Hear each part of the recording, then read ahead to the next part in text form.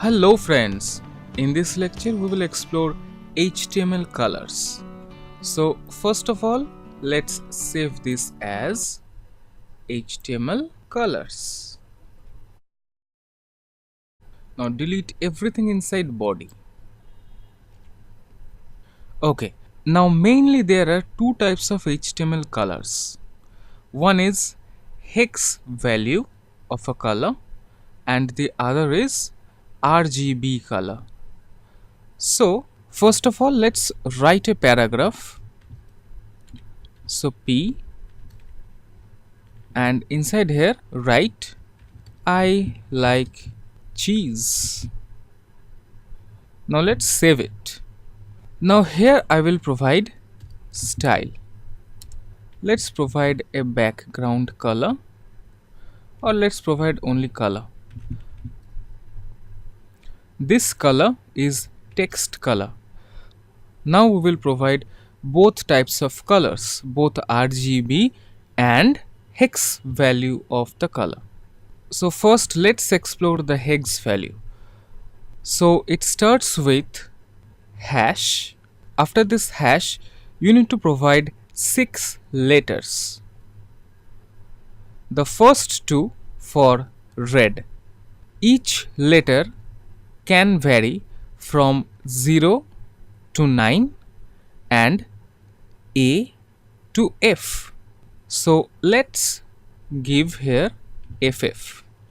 FF means these two are for red color. The first two are for red. I am providing the value, the last one, that is F. It starts with 00, then 01, 02, then 09. After 09 it becomes A, I mean 0A, and it goes like this, and finally it's FF. F means 16. These two values, I mean FF, contains 256 colors. Each of these two can have values from 0 to F. So this FF is the highest value of red. So I am providing full value of red. Then let's provide 00 for green and 00 for blue. Now let's save it and let's take a look in our browser. This is the HTML colors. Now let's open with Firefox. See, I like cheese. It's full red. Now, instead of red, let's provide green. How can you do this? By providing 00 value of red and FF value of green and 00 for blue. So now let's hit refresh. See, now it's green. Now what happens if both are mixed? I mean red and green are mixed.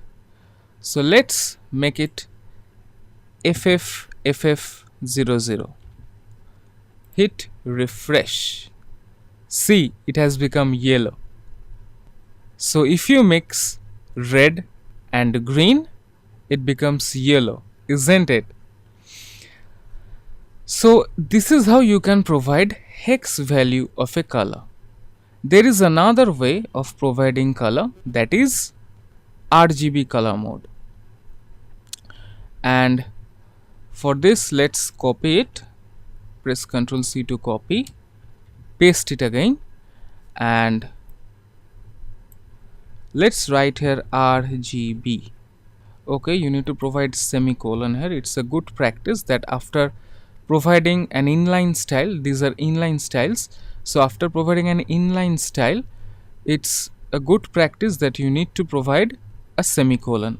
And inside RGB, you need to provide a value from 0 to 255. So for red, let's make it the full 255. For green, 0, blue, 0. Now let's save it and take a look. See, now it's red. Now again, in similar fashion, just copy it and paste it. And let's make it 0 and let's change it to 255. Now let's save it and take a look. Now see, this has become green. Now I will show you another cool trick. So first let's paste it. Now let's add another, that is A. A for alpha. This introduces another concept, that is opacity or transparency. Let's provide it an opacity of 0.7. Here the value can be in between from 0 to 1. So let's save it and take a look. See, it's red, but it's of 70% opacity. Let's provide it 0 point, or let's make it 0 only. Let's save it and take a look. See, now it's fully transparent, 0 opacity. We can't see it. If we want to see it, we need to make it 1. Let's save it and take a look. Generally, it's helpful when you are providing any background color. So that's it. Let's save it. You can grab this project file and you can take a look in how many ways we can provide colors or background color, and in similar fashion you can provide background color also. So that's it, friends. Here I conclude this lecture. I hope you have enjoyed it.